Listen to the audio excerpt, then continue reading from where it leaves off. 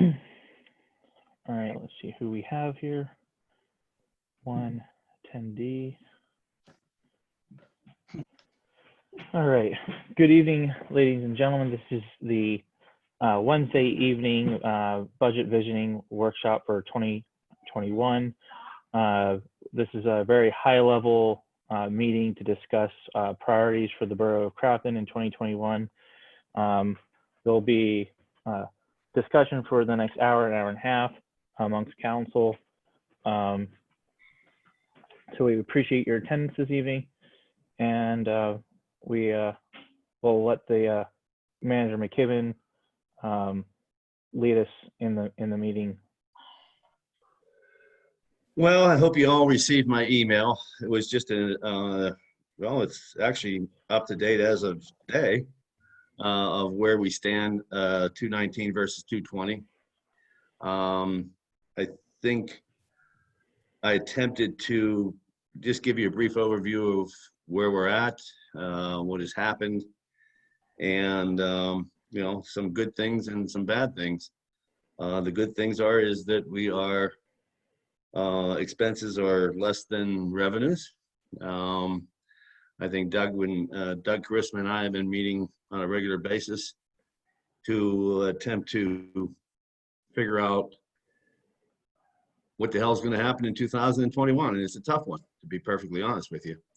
We're going to give it our best shot, but it is difficult. But again, on a positive note, we are not running any deficits this year at all. You know, we have some revenue that's missing. We have some expenses that are up.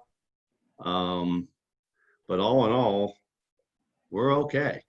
And I didn't know if there was any questions on what I put out this afternoon that I can address just based on you know, what you read and what you may have seen or feel. That's all. Okay. So if I might, the first thing that I wanted to get reminded of, and you did allude to it, is that the deadline for real estate taxes is at the end of the year, as opposed to, what's the normal deadline, midsummer? Yeah, face value, I think, is June 30th, if I remember correctly. Right. So it's out 6 months. And so it's reasonable to assume, because that's the one number, the one big number that is somewhat down from, am I looking at this right? Yes, I am. Is down from last year, but with a 6-month extension, Right. It's entirely possible. And you said so in your note, Yeah. that it could be up or over, because we've been talking about how much real estate has turned over, how much transfer taxes we have. I'm trying to look at that. So I think that that's an important thing. And I mean, you're absolutely right that it's really hard to tell. And I think, you know, again, in some of this that I'm stating is for our attendees as well, to understand. So the numbers that we are looking at are, as you say, year to date, last year to this year, October, mid-October. But when we are looking at the percentage of budget, unless something has changed, this is the percentage of budget to the year end. Is that correct? That is correct. So it's important to understand that we're 75, 80% of the way through the year, 82% of the way through the year at this point. So what you're really looking for, and that is the key thing about the way the current budgets are shown when we're seeing year to date, is you got to figure out what percentage of the year you are in, and then look at your percentage of budget to really evaluate whether we're short or on target to be above budget. So, you know, when we look at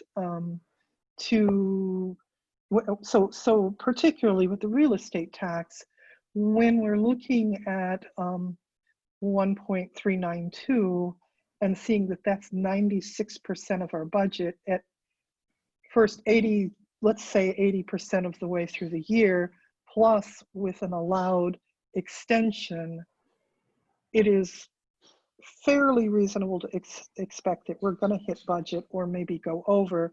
But you make a good point that we may not actually see those revenues till 2021. Right, because we run a calendar year budget. I mean, Right. let's be honest. Exactly. And if I they mean, come in on the, you're not getting a Go ahead. discount right now. So if Right. I am a taxpayer, which I am, and we Right. all are, Mhm. and I realize that my property taxes aren't due till 12/31/2020, I may write the check on 12/31/2020. Oh, And by the time we absolutely. get the revenues, it'll be a 2021 revenue item Right. in the next It'll budget. be so it'll come in as prior year. So Correct. it's entirely reasonable to expect that our 2020. So looking at this, it's entirely reasonable to expect that our prior year real estate, the second income line item, will be higher Correct. than what it normally is, though That is correct. prudently we shouldn't budget for that, right? It's a tough one. I mean, Yeah, I think Doug will agree with me that, when we look at these numbers, and then of course, we're at a little bit of a disadvantage for having these meetings in October, but I won't get a third quarter EIT report until the till first week of November. November. And So that's the one I'm really looking forward to, because yeah, that's the one. well, and you and I both. Yeah, So yeah, and we're low on EIT, and it could go lower. yes, I believe it will. Yeah, and but we have to have a budget approved by the end of the year. Right. And our goal is always to be able to approve it by the beginning of December, Correct. which means we have to all be fairly copacetic with it by mid-November so it can be advertised. That is correct. So, I think, starting now and planning these couple of planning sessions before we start digging into individual line items is a better way to go than we are not prepared. I'll speak for Doug on this and with Carissima. We're not prepared to give you a line item detail for you to look at this point. No, we're just not there yet. Nor are we expecting it. Basically, what we're hoping, because both you and Doug are relatively new, and that we have a number of newer council members, would be to say, okay, let's look at the big ticket things. Correct. What is it that we have really already obligated to ourselves to for all of these infrastructure grants that we've gotten. We've been doing some, talking about how we're going to manage to finance those. I know that we're going to be talking a fair bit tonight about some significant requirements for public works. So that's kind of what, what all of us, when we asked to have these ahead of what Sure. would be normal budget, would be for us to have these discussion sessions so that we don't have to have them in November when we're trying to actually put the budget to bed. And I know, Claudette, when you and I were speaking as the quasi finance committee, part of the reason why we wanted to have these conversations is so that way every member of council has an opportunity to speak up and present what they're looking for, what their vision is, so that way as a council as a whole, we're able to collectively put all these different individual visions together, so that way when we're talking about the budget, not one person's felt left out, and also make it a lot more efficient and give a little more direction to our administration team to, so to say, work the numbers and tell us what is possible, what isn't. That's correct. That's what we're looking for. Thank you. Okay. So you want to take it away a little bit further, Russ? Yeah, like I said, you saw my overview of a comparison to date. we do have some questions as to policy things going forward. Let's be honest, we have equipment in Public Works that is, in some cases, let's see, a generator that's 21 years old. Trucks that are 15 years old or more, Doug, I'm not even sure, I think 15. Yeah, I don't think you bought a Public Works truck other than the big 10-ton one, since I was there. Okay. And 110 and 108 need replaced. We have a repair bill that was on my desk, an estimate the other day to put 108 back in service would cost us close to $6,000. We did not approve, I did not approve that. We're going to put it into wherever we can put it for the time being, because it just doesn't make any sense to put $6,000 into a truck that I was just offered $3,500 for. So things like that, you know, I'm not making any asparagus to any previous administrations or anything else, but we have been remiss, I believe, in looking at our equipment and seeing what really needs to be replaced so these people can do the job that is expected of them. And these are not cheap. Let's be frank. But we need to do a better job there. And our budget, when we finally get it to you, will tell you what we think needs to be replaced and why. And not just willy-nilly, oh yeah, we need this, we need that. That's not what we do. Right. But we really do need to make improvements there. Right, and so at this point, it's only it's preliminary. You don't have numbers yet, but that we should, or do you have some ideas that you can throw out? Oh yeah, we've done some research as to what it's going to cost, but we're not quite ready to say, hey, this is the amount that we're looking for or what we think we need to replace the inferior equipment that we have. Right. Is that fair? Yeah, no, that's absolutely fair. So Okay. So basically with that is going to come some proposals for how we're going to finance. Yeah, we're going to have that. You know, we have a lot of financing issues, whether or not, you know, whether we go bond wise, whether we make them equipment purchases, dealing with other banks now and trying to get rates for you in case we do a lease purchase on some of these equipment, which I believe is the way to go. I don't like equipment in an overall bond format. I think that's a mistake, right? Okay. Equipment, you know, you amortize and it only has a life of 6, 7 years, 8 years maybe. Those types of things. So, you know, pull some of these things out and really sit down and see how we can maybe combine some of our debt, maybe, and do it the best way possible. But the bottom line is, we need this equipment, and we don't have it. Yeah, and when we take that and then we look at things that we already know, the phenomenal grants that we've gotten for infrastructure that are in process, and our 15 cents on the dollar that we have to contribute, Correct. 15 cents add up, and we've been looking at that as well. So I think that's something that so I think one of the things that we're going to be looking at that we've not looked at during my tenure anyway, and I've been on for 5.5 years now, is this significant portion of what we are going to be talking about is what are our financing needs, and some ideas about how we're going to do it, what the costs are going to be, where they're going to come from. Yeah, I think historically, as I look at things historically, and it's tough for me, as you well know, I have no history, but historically, it looks like we said, oh, we need this, let's take a loan. Oh, we need this, let's take a loan.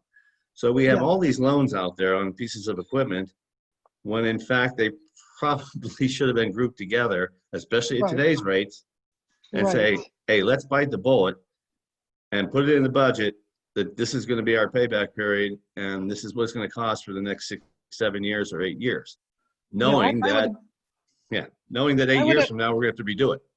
Yeah, absolutely. But then that's where we need to proceed to, because I think that has been the way that historically the borough has budgeted. I think historically the borough and people working for the borough is we don't have any money, so we're sitting on equipment that's too old because we haven't been making that continual investment. So, and that's I think that the thing that we're trying to change, to understand that we have revenue, we have obligations, we have responsibilities, and taking a look at it in a more strategic way, that one absolutely can take on debt responsibly. Correct. And know that this is going to be a cost, an ongoing cost, by the time this is paid off, that it's going to be time to be renewing equipment and that sort of thing. And I think that's a key change that we're trying to make. And I think that I'm feeling right now we've got the right team at the table looking at it in that way, which is not what we have had in the past. Again, I'm not going backwards in any way, shape, or form, but Right. you are absolutely correct. A year-to-year idea that, well, we need this now, and it's not in the budget. Right. It just doesn't. It doesn't work well, and so that's. Let me ask this question while we're talking about equipment, because I'm very much a big fan of planning things out over a number of years. Do we have, so to say, wish lists or working on wish lists from the individual departments of everything they would like? I will defer to Doug on that. He has been leading the charge for me on that, and Doug, it's all yours. Yeah. So what we've been preparing for the last 2 weeks has been, we've got the wish list items for each department in the budget right now, and then we're looking at the revenue sources. So the wish list is there, but what we want to do going forward is the 5-year capital plan. Yep. So that'll be more comprehensive, but right now we're just focused on 2020. But that's the next move, and I've been indicating that to the chief and then Dave Killen and Public Works. But let's start looking 5 years ahead, where we want to be, what kind of department we want to be, and what we want to take on responsibility wise. Yeah. You beat me to the punch, and that's that. Like I said, that's I think going forward, that's going to be very critical, especially during these budget times. So that way, when we're having these conversations, we're able to plan that it's not, oh, guess what, our mower's broken, so now we have to go make a purchase to buy a new mower. That we're able to. And we had to do that this year. Exactly. That is correct. And that we're not, and that way we're able to continually provide the tools necessary to all of our staff to, let's face it, if they have the right tools and they're able to do the jobs efficiently and in a great manner, it ultimately is going to end up saving the borough money as well. And we also put in money to create the 5-year paving program again. So we know we can get that out to the utility companies, so they have a very, and it can change, minorly, but as it goes, but that gives us an outlook for the residents to know, oh, Alice is getting paved this, not Alice, I'm sorry, that's Brick. I don't want to, but yes, it just gives the residents, they know when and how the roads are going to get paved. So there's money in there too for that forward thinking. Mm-hmm. And then we'll also be looking at a timeline for our obligations as we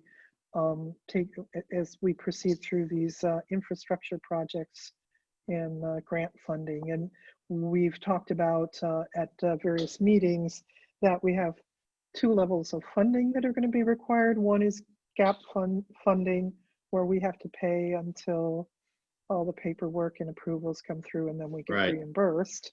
Plus, we'll have our 15 or so cents on the dollar that will be a longer term funding. And we're dealing with that now. And some of the funds are a little upside down because of that.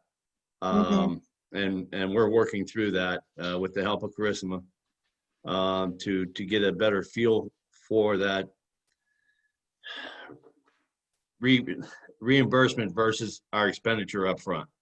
And we have quite a few upfront expenditures right now that have not been reimbursed yet. So that's another long-term consideration that we have to put into right, because currently we're paying for those things out of we are. Yeah. We are. Yeah. So that's another thing we're looking at. Doug alluded to it as far as the road situations go. You know, in many cases, we're not talking about resurfacing. We are talking about reconstruction. Yeah. These roadways, some of these roadways are way beyond an asphalt topping. Yeah, no, we just faced that on Grandview. Yeah. And Well, there's a few other Grandviews out I there, know there as are, we all know. you know, those Right. of us who ride bikes around here have a really good sense of it. Well, And, you know, plenty of people who in their cars, but I'll tell you, you really get it when you're riding a bike. hey, Yeah, I believe you. I've had more car repair bills in my time in Crafton than I have anywhere I've lived before. Yeah, well, you live on the second worst street in town, maybe the worst. Well, It might be the third. I can give you 5 right off the top of my head, and we'll all go, yep. My street is bad, but Oregon, I can't. Oh. That street, Oregon and Lincoln are just really Emerson. bad. Emerson is awful, and then maybe Belvedere.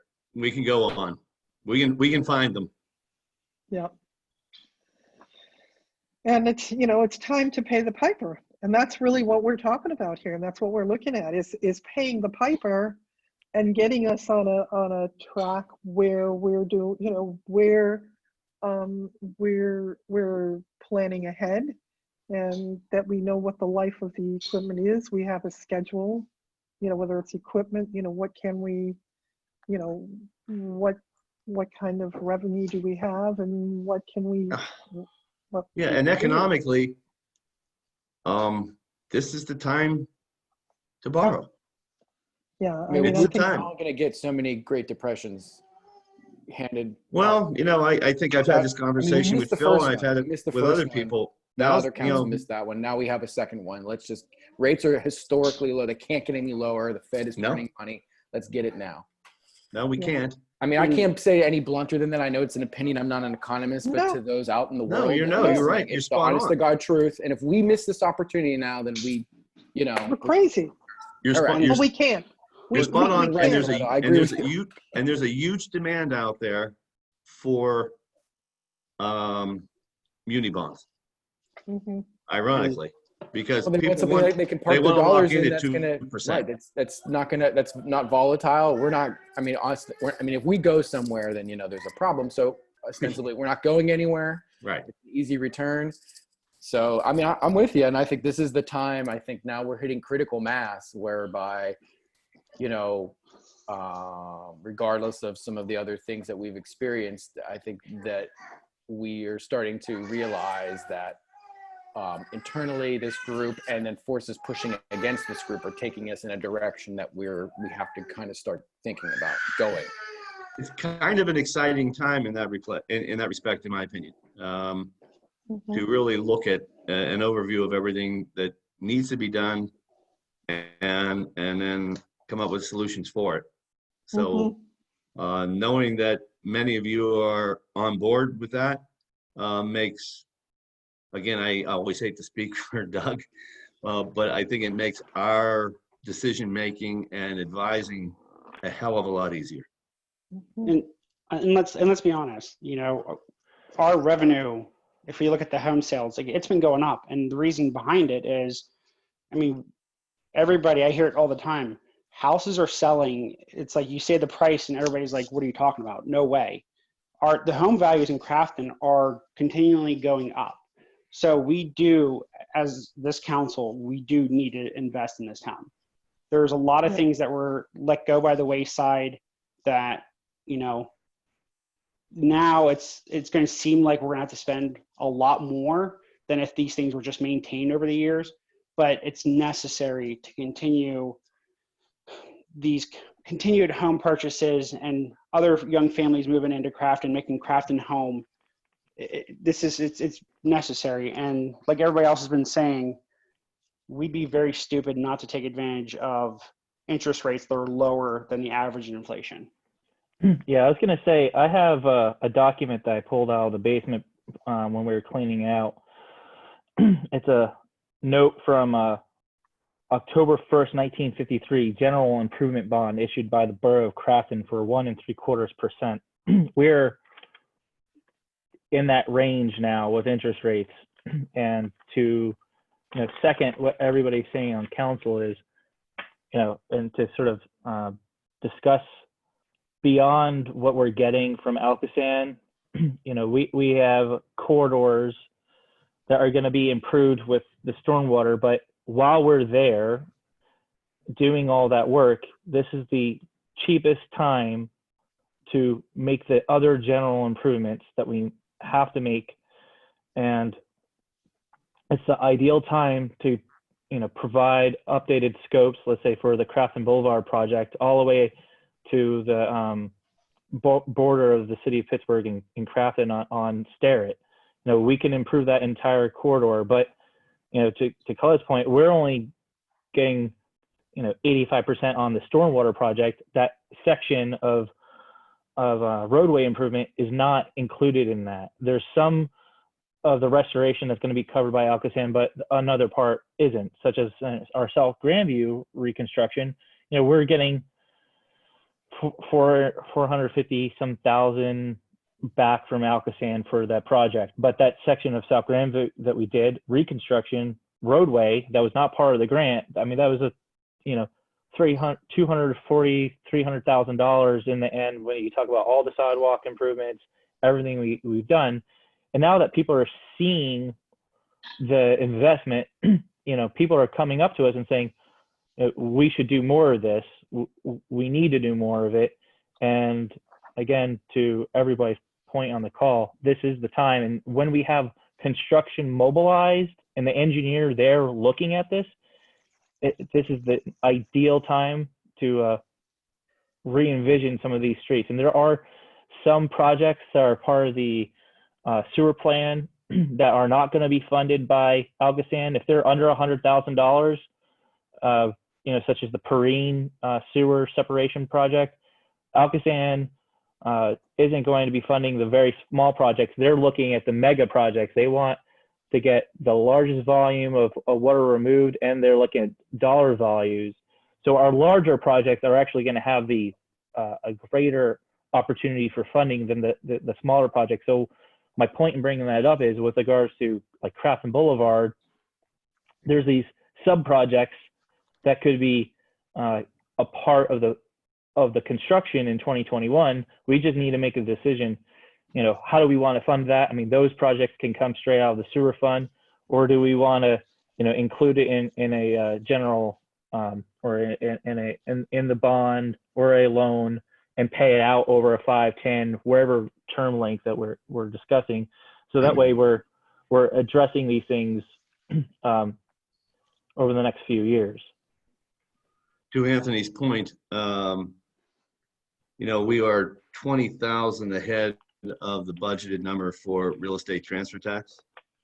We are 8,000 above. We are 8,000 above 2019 in a quote unquote very bad economy. It's not bad for home sales. So, but as simplistic as it sounds, Brad, right. You're right. You Because can't the purchase people that these still homes. have jobs have them, and You can't purchase these homes unless you have an income. That is correct. Right.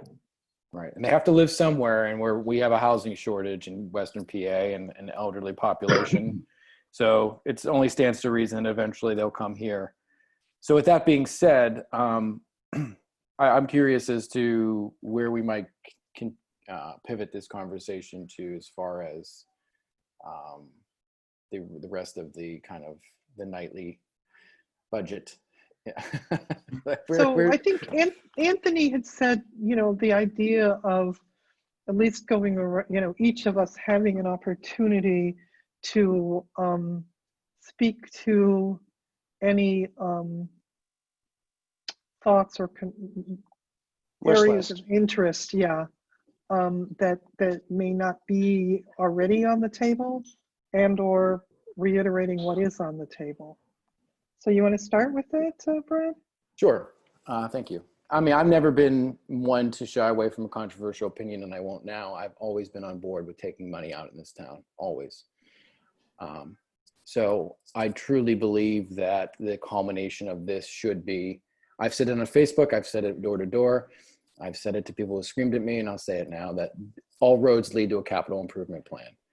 And I think that these projects that we're doing here now, that we're having a bit of a great awakening, especially with what I've heard was positive feedback on Grandview. I think now maybe that has, we've tapped into a market share here in Crafton that we didn't know, or maybe underestimated.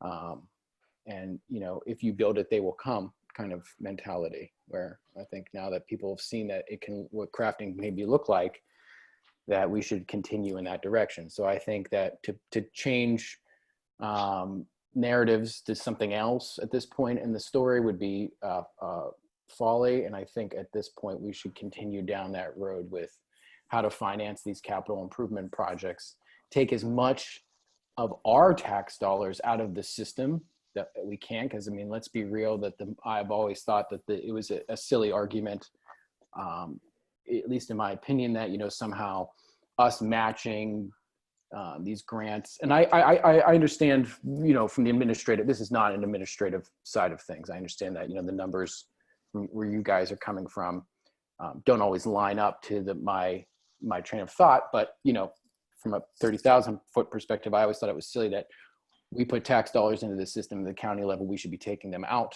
bringing them back to Crafton, so that, you know, Doug Sample can't get them in Ross, kind of thing. I want to get them when Doug Sample's in Crafton, you know, Russ McKibben's in Crafton, not Dormont. Let's bring that money back here and put it in the ground here. So whatever we need to do to move the budget in a way that we can set ourselves up for success, I am fully in support of. I will leave the chasing of numbers to the folks that are much better with numbers than me. I have a quick question. Is anybody writing down what each council member's, so to say, wish list is? Well, it's recorded. As we're saying it? It's recorded. Okay. Yes, I am. Okay. So let me pose this question to you, Brad. Like what areas would you like to see investment in the borough? I mean, I think where we're at with our sewers, our streets, our sidewalks, and our parks, I think to me that is the critical infrastructure that have been either piecemealed, well-intentioned by prior administrations and councils, or neglected through a lack of vision. And so I think now we're at the critical mass, and we simply have to do it, and just take the medicine and get it done. And I think that will help make our town stand out a little bit more. I think it'll raise home values. So for me, it'll make people want to live here. People want the connectability. They want to walk. So I think those things are really important. And, you know, those are really the things that we can control. Everything else we can't control. So if we set ourselves up in this environment to be successful, I think we should do that. Claudia, did you need to say something? No, I thought I was on mute and I was asking for a cup of tea. Sorry. Okay. Okay. I'm sorry. I didn't mean to go on a tangent. It's just, that's just how I mean, that's just my general philosophy. So when I mean, this is not my strong suit. So I'm going to leave this to, you know, Russ, Doug, and Charisma, and Coletta, and Philip, and Anthony for the work. But that's just where I'm at as far as what I see, what I think my best judgment is for the town. What I've heard from my interactions on the internet with people, and my interactions firsthand with people, that this is something that they want to see done. And to Philip's point earlier, and to Coletta's point earlier, and to Russ's point earlier, I think it's time that we figure out how to finance it all in one great big package, and you know, kind of have that renaissance here that we have seen in other towns. That's it. That's my soapbox.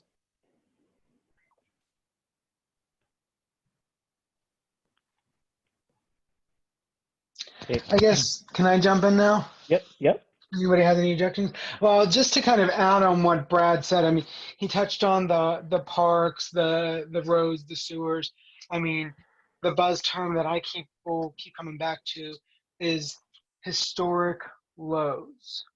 It just makes sense. And if we're responsible about it, and I think we have some pretty responsible and savvy professionals on our staff to help guide us through this, I'd like to see us keep going forward with the parks, the roads, the sewers.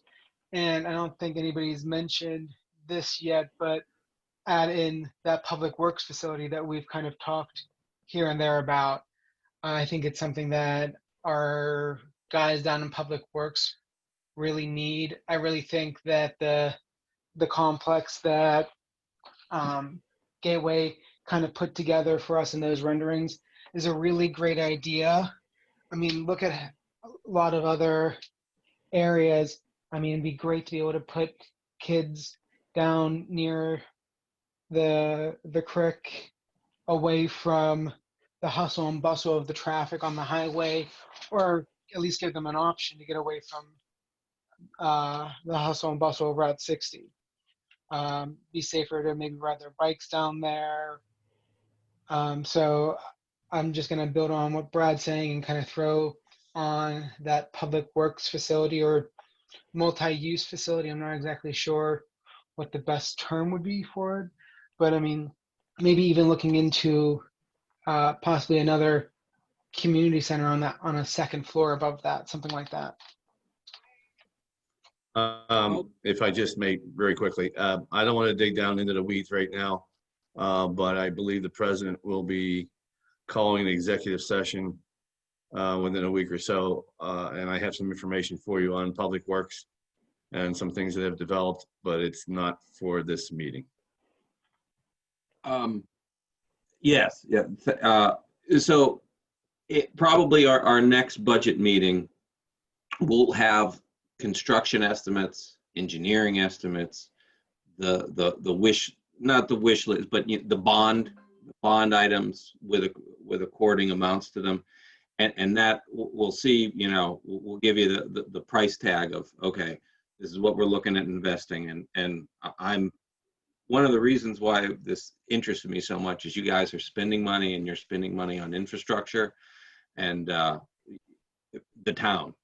You're investing in the town. So I'm all for it, but we've got to get that price tag, which we'll have at the next meeting. And then some harder decisions will come. We had a staff meeting today. And I guess one of the things is celebrates and how we want to, what's the thinking? What does council see our interaction with the Celebrates committee? We need to figure out how that piece of the budget will work. So, question, answer right now. That's the third rail there, Doug. So can I was going to say, can we address the Celebrates at the end? Because I'd really like to get through the wish list from each council member, so that way we're able to set that vision. Sure.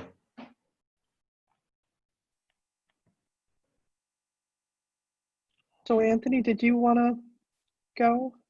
Yeah. So I would say, you know, kind of similar to what everybody else is saying, I think the biggest things I would like to see funds directed to is definitely recreation. I know working closely with the rec board, there's a lot of ideas that they have that are going to be interacting with a lot of residents. Also, I know that our parks, you know, we've received some funding, but there's the trail as well as the parks do need some more. I know we had a meeting down at the pool and some residents added on to the wish list on top of what's already being done. So that's definitely one area, parks and recreation. Another area is I do want to see an investment within our public works crew, both from a personnel standpoint as well as an equipment standpoint. As other folks have brought up, you know, we have some equipment down there that's relatively, it should be replaced. So I would say those are the two biggest ones. Also, just general like infrastructure and safety. So I do think that we do need to focus on things such as like sidewalks, lighting within the borough, making sure that everything's handicap accessible, as well as proper lighting within the borough is definitely very important as well. I had one more and I'm like, oh yeah. And one other thing is I would like to see, if possible, if we're able to have some kind of budget for marketing within the borough that would encompass us being able to have, whether it be an event or being able to advertise and promote like our businesses, services within the borough, just be able to have funds set aside that it's simply for providing information to folks, especially for helping to promote our businesses within the borough as well. So I know that was quite a few things on my wish list. So Yeah, along investment with- in public works, just so I understand, investment in public works. And you mentioned the trails. What in particular were the trails? So under like Parks and Recreation, so if we have the trail along the creek is what leading up to Backbone. I know, for instance, the city of Pittsburgh now, they're going to be extending the old trolley line trail down into the city. So I think, we should, The Clearview collaborate Trail. with them. Yeah. And, focus on our trails too. If COVID taught us anything, we have a lot of great assets within Crafton. They just need a little bit of love. And a lot of the feedback that I received from residents and even from being on the rec board, they always had to raise money to put money into the trails or put money into the parks or buy a slide. To me, I feel that as a taxpayer, that's a service that the borough should be providing, that it's not something that residents should have to raise. And like I said, with COVID, we all had to, get our exercise. We were walking along the trails. So I feel if we do a little more, I would like to see a little more attention towards the recreation side of things within the borough as well. Gotcha. Okay. Thank you, Anthony. I don't want to speak for Mike, but I know that, just in passing, when I do have one-on-one phone calls with Mike, we've always talked about his passion for Parks and Rec. And I think he's made that known when he's talked about that at some council meetings. So I'm fairly certain that he would probably weigh in to the affirmative on that as well, to what Anthony is saying. So for sure. I think that, the park side of things needs to be addressed to the best we can. So to take up from there, we're talking about investment in parks and recreation, and what we want to keep in mind, and a question that I have, we've recently gotten a grant to do a Parks and Rec study. I also understand that there's one around from a number of years ago that I never knew anything about, but I've had residents who had been on council in past years mention this, and I don't know whether that's a document that either of you are aware of or could dig up. I believe Christama has it. Okay. So we can get that out to council. Right. So we've got I have a couple of questions with regard to that, because we have this general consensus that yes, we would like to see more more investment, more development in the parks and recreation arena, and as a first step to that, we have applied and gotten this grant. So the question that I have is, that's our first step. And I'm assuming, having gone through a number of different grants for studies, and then the studies, and then the work that comes out of that, my expectation is that that's a study that's going to go on for a good part of next year. That I would assume, I think our grant was what, for $27,000. I know that With a match, yes. Yes, that's exactly what I was where I Right. was going. Is it? We're a 50% match on that. So Yes.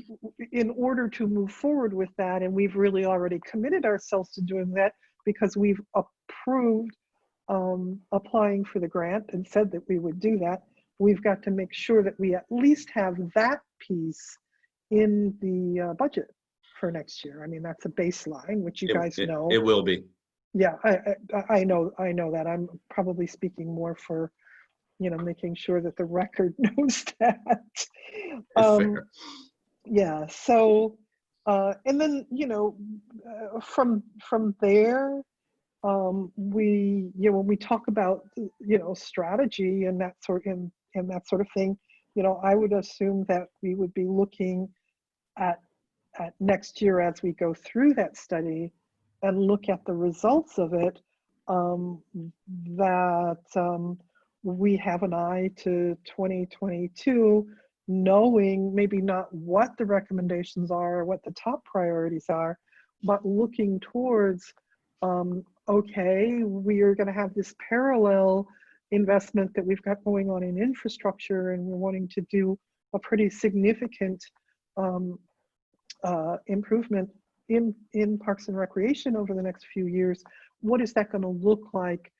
Obviously not for this year, but as we're looking to, through 2021 and starting to look at 2022, it's like, well, what can we put aside, or how are we going to be able to actually begin to implement whatever that Parks and Rec study recommends? Because it's my understanding that the last one we had kind of got put on the shelf and not a lot got done with it.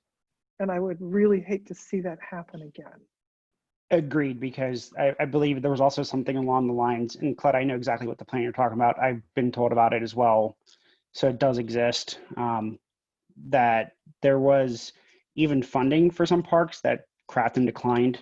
So Oh, I that was definitely for the think, pool. okay. That was for the But pool. That was, I'll tell you, that was one of the things that got me to run. It's like, this is ridiculous that we're turning hundreds of thousands of dollars away because we can't come up with a match. yes, and I definitely think, while we might not necessarily get everything done that's within that plan next year, but we definitely should have funds set aside, because there's when we apply for that plan and get it put together and all that done, that it makes it a lot easier for us to turn around and get grant funding for a lot of the stuff that we would have in that plan. So it might be wise for us from now to, start planning ahead and setting funds Exactly. aside for some of those matches. Right. And so we know, we've got the match, which will be in the 2021 budget, which will then allow us to pull the trigger and get that study underway.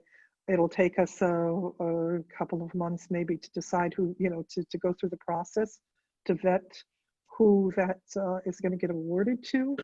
And then we'll spend most of next year on that developing that plan with community input and that sort of thing.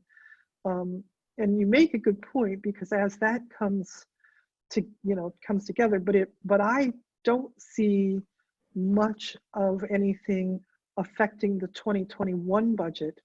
But outside of maybe having some engineering design funds that will allow us to, as you say, fast track some grant applications, because we know that there are costs involved in putting a grant application together, because many of them require a certain level of planning and design being done as a sign of the community's commitment to actually go through with the project that the grant application is for. So, I think that that's one of the things that I've kind of been trying to drive home, because of my experience with several other studies that we've done, that our timeline for doing a whole lot more next year is not realistically in that timeline. I don't think we'll be able to do much more than get the plan together. And, I would be, we're doing a lot in the park and the pool and that, so people are seeing some good starts. And then I think if we have the plan going through next year, then as we roll into 2022, if we then are starting to see some of the top priorities taking form with grant applications and that. I mean, would you agree with that timeline, Russ or Doug? Yes, very much so. I concur. Okay. I couldn't get the mute button off. Yes. I will tell you though that the as we've seen, our planning commission's been very proactive, and I know our rec board is very excited because there's been a lot of folks that have been involved in the parks and recreation within Crafton for a very long time, that they're happy that finally they feel like some of their visioning and their voices are, there's an opportunity for it to be seen through. Mm-hmm.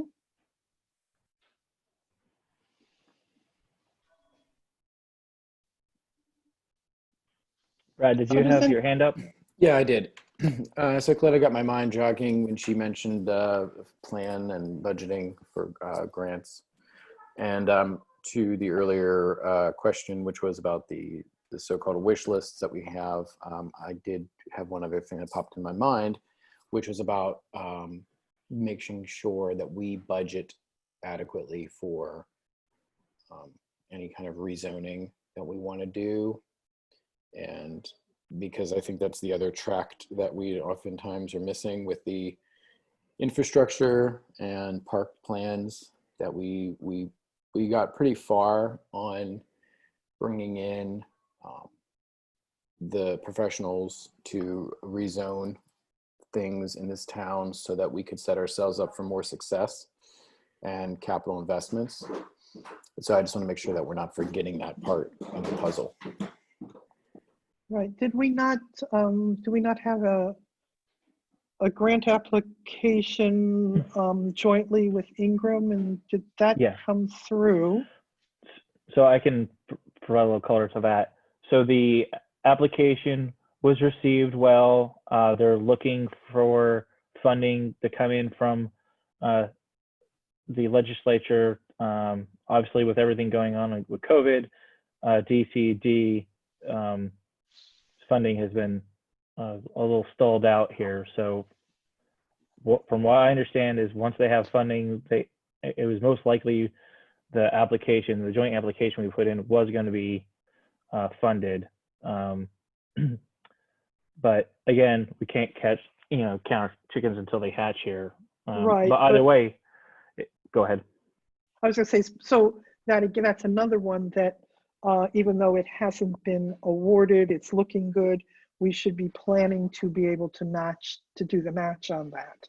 And right, and also to take it, right, and also to actually, follow through with whatever the ask will be, because I mean, we had, at least maybe I'm misreading, but it seems as though we had, 2 really great presentations with some really good ideas, and that we were pretty close to pulling a trigger ourselves. So I just want to make sure that, we're not losing sight of that in all of this as well. Right. Yep. So, and I think there's been some discussion with the organizations that had presented last year when we were looking at funding it directly without a grant and on our own, where they'll be consulted, because I think that the scope of the grant is changed. Not that we're looking to actually do a joint recode with Ingram, but where the overlay touches both communities. Is that correct, Philip? Correct. Yep. Yeah, and there's actually some additional things that we need to talk about. These are high level things, but last week, Gateway Engineers and the assistant manager and I went out to Etna, and there's another source of funding that we should start pursuing. They've been very successful with their eco district and getting federal funding. It's called a 319 grant, right, Doug? So Ty it ties into green infrastructure and stormwater reduction strategies and trying to take out peak flow. And as we know, the shopping center is a massive impervious area. There's a lot of area between Crafton and Ingram. And when I did a little further research and I had a brief conversation with the president of Ingram last night, there's an opportunity to get aggressive about pursuing those grants as well and putting them into the plan, because there's a lot of work to go on subsurface there. But again, just like we're doing with the Alcosan grant, we can leverage those resources. So the 319 grants are an awesome opportunity for us to pursue, and we have to budget accordingly to provide engineering. And we need to look at the PennDOT multimodal. And again, some of these grant opportunities are sort of up in the air because I don't know what's going to happen with the state budget after COVID's taken its toll. And I'm assuming it's going to take a heavy toll on the state budget. So we can't count on that. But the federal dollars, I'm pretty sure are going to be there. And we should start planning to apply for them and look at concepts and provide for engineering and maybe work up a budget between Ingram and Crafton on that side of our town. But also there's a lot of interest in doing streetscapes downtown Crafton, and they're the whole point of the 319 grants is it's not to remove stormwater, it's to retain and hold back and then release it into the system after the storm event passed.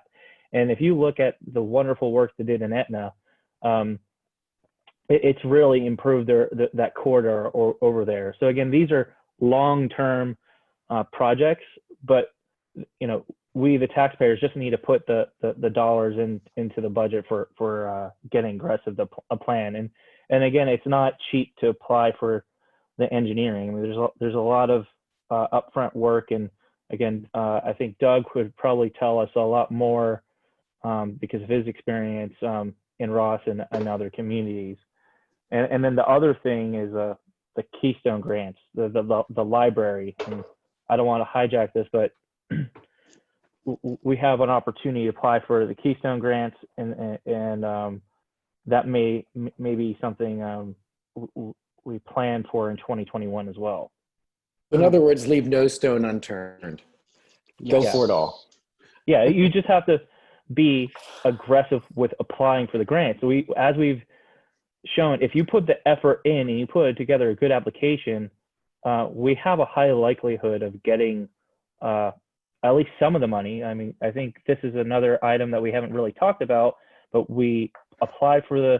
I mean, how we got the green light go, and they look fantastic. And that's a perfect example of getting it. It Yeah. depends on We who have you an ask, excellent track.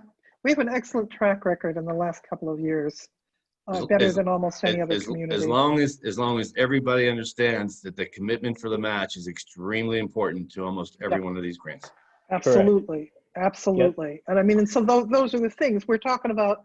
Right. Shooting for the moon here, but what we'll have to look at is, having a more of an understanding that there are costs to apply for these grants. That commitment is extremely important to the grant reviewers. Absolutely.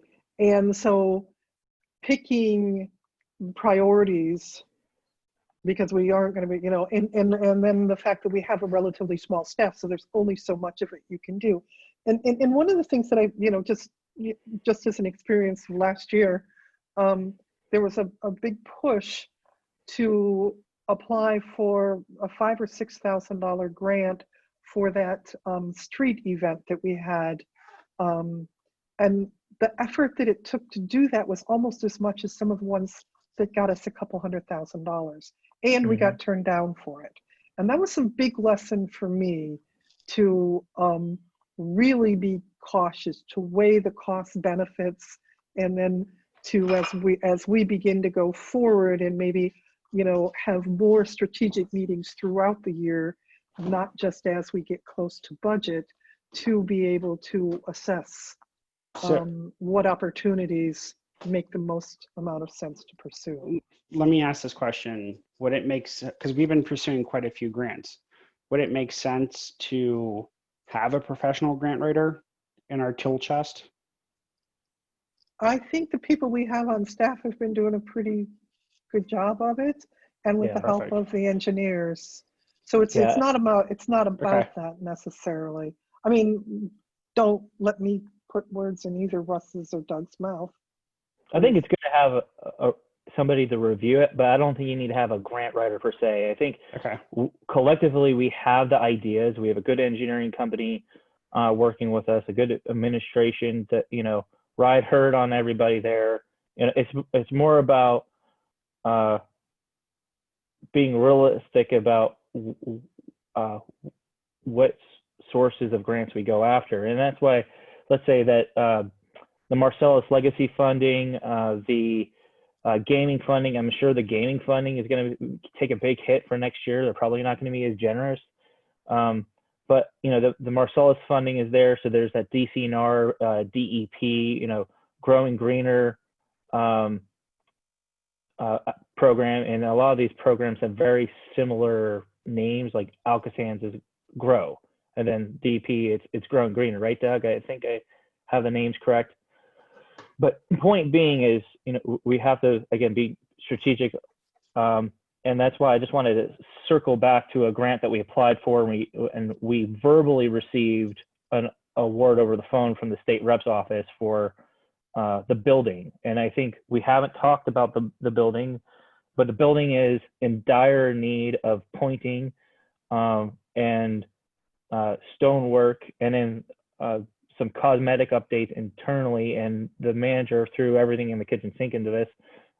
Russ, was it $400-some thousand worth of work? 383. And as a quick follow-up to that, yes, we have verbal. I talked to DZ's office today. We have heard nothing in any way, shape, or form. I've received anything about how we're going to receive the money. They are so far behind. They are still Like working. a bag of cash, like in a cartoon with like a dollar Yeah, sign. they're still working externally. It's just very difficult to get an answer. You know, it's just going to be a long process. But I was assured we will get $180,000. So for 2021, I just urge council to put in the budget the work for at least the work for the stone work, so we can preserve the interior of the building, because there's seepage. If you go into the administration building, you can see the weeping through. And I have a building that's constructed very much like the Borough building. And once it gets in the joints, it comes through in the plaster, because it's plaster on block, and it's killer. So you have to get it. I have a wall that has been redone so many times because we can't get it to stop. It's plaster on block as well. So I know what you're talking about. Yeah. I'm sorry to cut you off. Can I ask a question to Russ and Doug? Just either one can take it and run with it. So there's, to me, I hear Coletta and Philip loud and clear about the state of the building, but what are your guys' perspectives on the state of the building? No, Doug's been here. Doug was here before me, so I'll go to Doug first. Well, it hasn't changed much since I was here 15 years Remind ago. us I was going to say, remind us how long ago that was. 15 years ago, yeah, there was actually plaster falling off the windows in Russ's office. That you couldn't keep anything on the windowsills because when it rained, it just came down. Yeah, the building needs some work, and I'm glad you guys are understanding that there's some investment to be made in that building. Yes, so that's my 2 cents. My 2 cents is that it is a gorgeous building. The architecturally, you're not going to find a structure like that, in my opinion. My wife has threatened me that if I find a way to lose that building, that she will divorce me. So with that said, I really believe that it's architectural.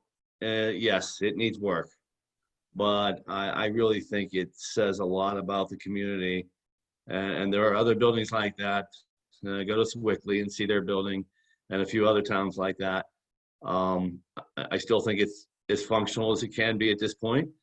There may be some improvements needed. There may be some changes needed. I agree with that. But I love the building. I truly do. And putting up a stone building with a modern stone building, to me, is, in my personal opinion, is not the route that Crafton should take.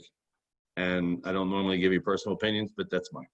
Well, that's certainly, I think, a good one. I mean, I would tend to agree with both of you, but I definitely tend to agree with you, Russ, as well. So I'm interested. I'm glad that you know, that's good to know. As far as I also think the building is architecturally very cool, and a throwback to that kind of New Deal, Great Society architecture we don't really see in America anymore. And there's something kind of like part of that heritage there that I think that when I see those buildings, you know, instills some kind of patriotic fervor in me. So I do think it's part of Crafton's fabric as well. I think a lot of community members really like it. And I am, you know, I'm just curious to know what the feeling was on council, because it's hard to tell as to what, you know, where we're all going as far as, you know, maintaining it. So personally, when I first moved here and I got on council and I looked in there and I thought, man, this is a really cool building, but God, inside, just, you know, this is awful. So I'm very happy to be part of something that's gonna, you know, preserve it for at least another generation at least. So I believe the fervor that I went after that grant and the amount of work I put into that grant in a short period of time to find a way to save that building speaks for. I can see it in your eyes right now. You're bringing a tear to my eye, Russ. I'm like gonna weep. I'm serious. Look at that. Like the Indian when he has all the garbage out there. Yeah. Crafton building, man, we're here for you. Yeah, I'm with you. Good for you. Thank you for doing that. You're welcome. No. Well, go ahead, Anthony. Actually, so two things. One, the building is beautiful. There, you know, but it does need love. I believe last year, Public Works had to redo a lot of the plumbing, but also not just the Borough building, but the community center also needs some attention as well. I know earlier this year, Russ did some studying on what needed to be done for that entire building. So I do think that we need to take a serious look at that whole complex to make sure that that's included in with the capital plan as well. But and Brad, you made me remind me of this. One other item that I would like to add to the wish list is code enforcement. I do believe that Season needs some more help, whether it be another code officer or even just support from an administrative standpoint. I know having conversations with her in the past, she's done a lot of great work, but could use just a little bit more help. I think we need to seriously consider, because for instance, she, you know, with the work with BIU, they were able to identify more apartment complexes than what we had on our tax rolls. So in the turn, that could actually bring more revenue into the borough. And also just in general, just hearing some of the stories of some of the structures and some of the buildings that we have and the conditions people have been living in.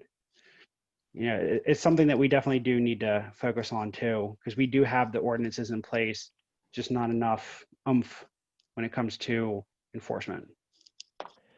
Go ahead, Russ. I believe Season will tell you that I am a huge supporter of what she's doing and attempting to do. Training, to get her to training has been difficult because there is none. That's a problem because I really wanted to send her to some schools. But I back her 100%. I know Doug does as well. We speak often and candidly, and I think she will tell you that I am one to have her six, as they say. And I want her to go out and do what she needs to do and do it, sometimes maybe ratchet down a little bit, but other times to go and do what needs to be done to get these buildings into compliance. And, you know, she sent me that list this morning and I sent it out to you. You know, that's stuff that she does and I want her to do. And I think she knows how much we, as Doug and I, support her. I mean, believe that. Russ, correct me off on the number, because I know when she told me it was a jaw-dropping number, just her going out and figuring out how many apartments we have on our list versus what's on the tax rolls. Right. I think we had about 200, but there was actually 500 that they counted from an inspection standpoint. Yeah, that could be true. I mean, the inspection processes and that that's going to be in the budget this year on the fire inspection side. But I don't know if we want to get into personnel right now. I didn't think this was the meeting for it, but I think there are things we can do in the code enforcement arena that will strengthen what we need to do and have done. But again, these are commitments to expending funds to do it correctly and not half-assedly. Exactly. Do it right the first time and not revisit it. Measure twice, cut once. Bingo. So last night when I was catching up with Ingram President Nucci, he said he's inspired by what's going on and a little envious about what's going on in Crafton with regards to the grants and the code enforcement. And he wants to work with us. He's vocalized that before, but he is seeing the success we've been having, and he'd like to work with us on that. So I think there's a conversation that, if council permits, that the manager and I can meet with Ingram to further that discussion, because I mean, he reached out to us on this matter. We also talked about some other things like the Char West Cog UCC Board of Appeals, but this item of code enforcement really is something that we should try to help them with. We're getting our program together, and if they can use some of our best practices, or we can have some joint, or cost share, or they can use some of our services and reimburse us just like we do with some of our policing. I think it would go a long way and help Ingram and Crafton. I mean, we share a border and the shopping complex. And I think over the past 2 years, we've demonstrated the success. I mean, just look at what's happening down there in 96 Noble. That property changed hands. It's actually being renovated. The properties next to it may come back on the books, as in may open up storefronts again. And she's been critical. She has been a keystone to that. Yes, she has. And as an informational piece, the vacant building on Steuben Street, right at near the Dairy Queen, is under agreement for sale. Oh my goodness. What? Wow. Yay. Wow. Hey. Wow. Congratulations. For what? What's it gonna? Do we have any knowledge, or it's for sale? They were talking about the Brad Krause Memorial. I had no idea what they meant by that. But, I'm not dead yet, Russ. I'm almost. oh, okay. Dead. Yeah, that was the discussion. I have no idea. That was a good one. That's a joke. I like that. Very good. Well, There's one more item, and Brad and you and I started our career here together on this. When you came on board, you were so pumped about getting these items accomplished, and we working on Baldwick. I think Coletta knows where I'm going. Knock down Coletta's houses before I leave, because What? We gotta knock not your house, but the houses on your street. You can stay. So our list is getting shorter, and this is where I want to talk to you guys. Like, it's one thing about being reactive. We don't want houses getting to that point. So we may need to be a little more progressive here. If we see a property that's been abandoned, people have walked away from, and its roof is going, what can we do with the courts and with the solicitor, whatever the school district, whatever it may be, to come up with a policy, you know, and this is a policy idea, big picture, right? And that's what I think the point of the meeting is. But legally, could we, you know, have a fund available to, you know, save the house, at least tarp the roof, put a roof on it, and get reimbursed for that once the house is sold? You know, how do we keep houses like 1528 Bar turning into $60,000-$80,000 demos, Right. and then being taken off the tax rolls forever? I mean, I concur Yeah. with that because of the investment. I know it seems like it would be a high hurdle to climb, you know, and I'm not a lawyer, but for me, whatever it would cost the taxpayers to save something like that from going under, I think will be repaid. You know, is, to your point, not knocking it down and then not having that ever be anything again. Because I mean, we're landlocked and we're not going to build one house at a time. No one's coming in here to build one house where 1528 Bar stood, so it's going to be just nothing. And you know, it could be someone's side property and raise their values and whatnot. But you know, I think ultimately, the more we can save, the more we will benefit from that.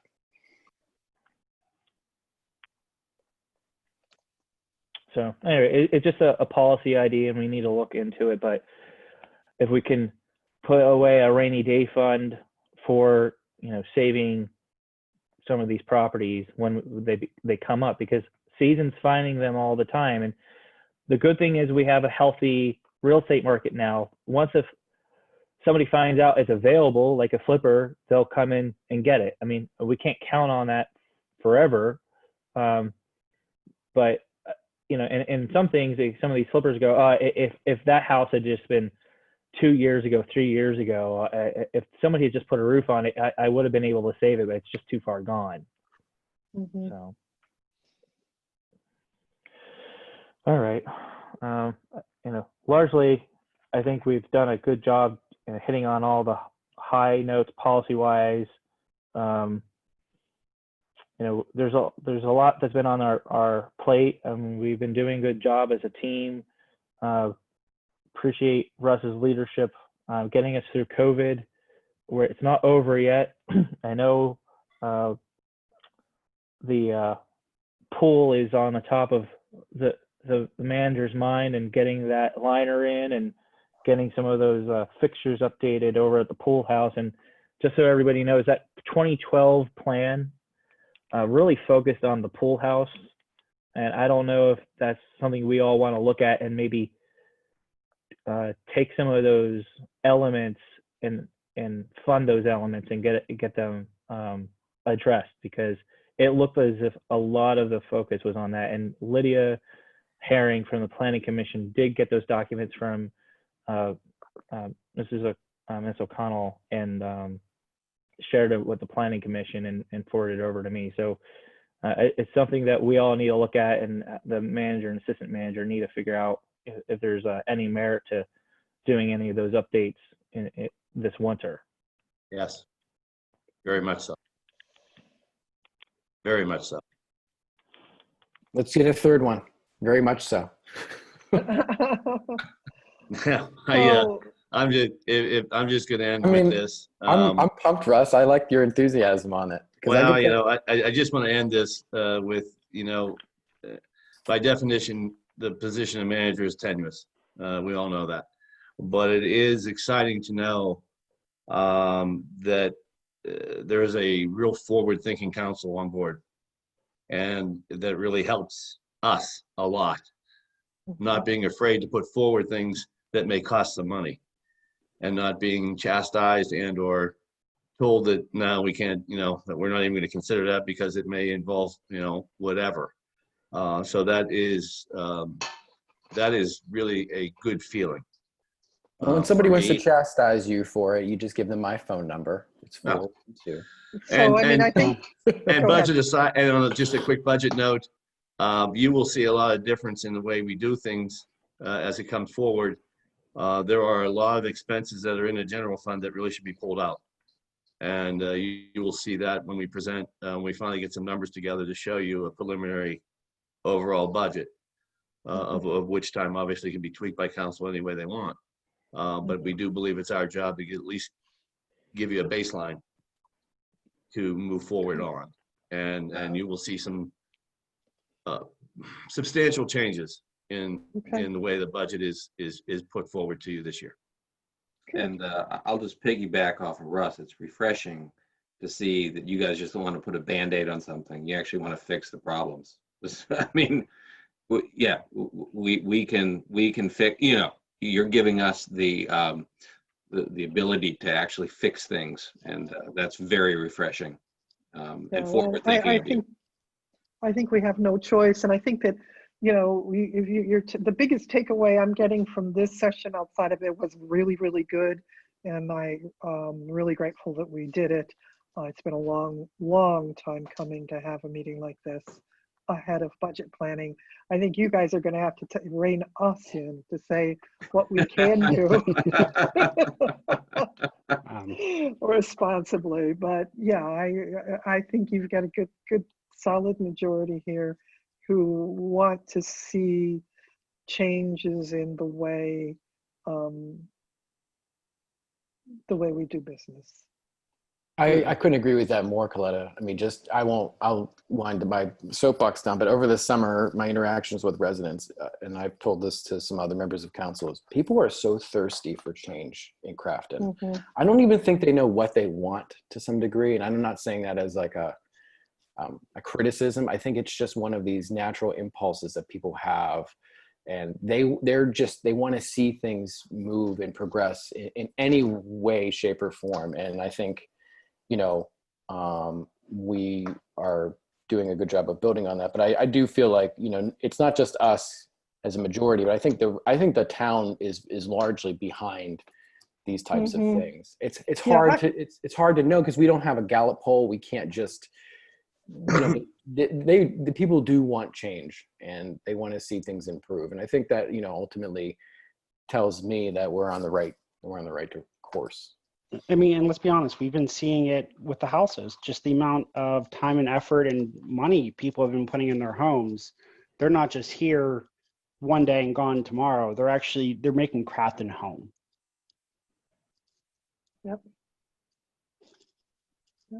Well, I think we can plan for the future, be financially responsible. I mean, that's the primary thing. People need to understand we have different revenue sources, and this is what you guys are going to be working on. We have the road fund, we have the sewer fund, we have our general revenues, and it's all about putting together, you know, that 5-10 year plan and figuring out how to strategically address, you know, the goals of the community. And what people are seeing, you know, for instance, with the South Grandview project, people saw something that they hadn't seen in a long time, which is a complete roadway reconstruction. And people said, well, like, what did you do to get that done? And it's like, well, we planned. It didn't happen overnight. Like, we put a lot of planning into it. And it's not as if, you know, we're snapping our fingers and saying we want it done tomorrow. We've been working on this vision for a while. Now it's just about the strategy, and we're getting into the details of, you know, with regards to the comprehensive plan. How do we improve mobility in the community, that connectivity, and having a very supportive staff to help inform our vision and getting us to those mile marks is going to be really, really critical. So I just want to say thanks to everybody. You know, we said we wouldn't go past 8:30. We've had a good session this evening, and you know, we just want to commit to the residents. We're going to try to come up with a very financially sound, responsible plan. This isn't a spend to your heart's content. We're going to have to stay within our with the reality of the revenues that we have. We just aren't going to be doing business, as Coletta said, as we have done in the past, where we're trying to do everything within the cash flow of a single budget year. That's just not really realistic when you're talking about a 30 year asset, a 50-year asset, and a 100-year asset. That street that we put in South Grandview really should be there for 100 years, as long as, you know, the utility company doesn't rip it all up in the next, you know, few years. And that's another thing about planning and coordination. You know, that roadway, that spec that Gateway put in is better than you know, a lot of county roads. So We'll be resurfacing it, but we Sure. won't be rebuilding it. that's right. Just to be clear. Can I ask one interruptive question here, Philip? You mentioned talking to Ingram. Did you get them to adopt Savvy Citizen recently? I spoke with Sam and I explained how it worked and he put it on board. So Yeah, So he did, because I'm just seeing Ingram and I've never correct. seen Ingram. Yeah, Sam and I had that discussion a couple weeks ago Good and for you. we moved it forward. All right, good for you. I was going to say, All we right, just I'm got a sorry. notification too from Ingram. So Right, yeah. That's why I asked. So, all right. Well, is everybody all right with ending the meeting? Yes, Yes. absolutely. All Thank right, you, Thank everybody. you all. Appreciate it. Have a good night. Bye-bye. Good night. Hey, Coletta, before you go really quick, Yeah, I think one of your signs is missing. On your- oh, really? Yeah, I don't have I'll your. have to go and look. Yeah, well, today you had 3 and it's down to 2. I'll mention it to Mhm. David.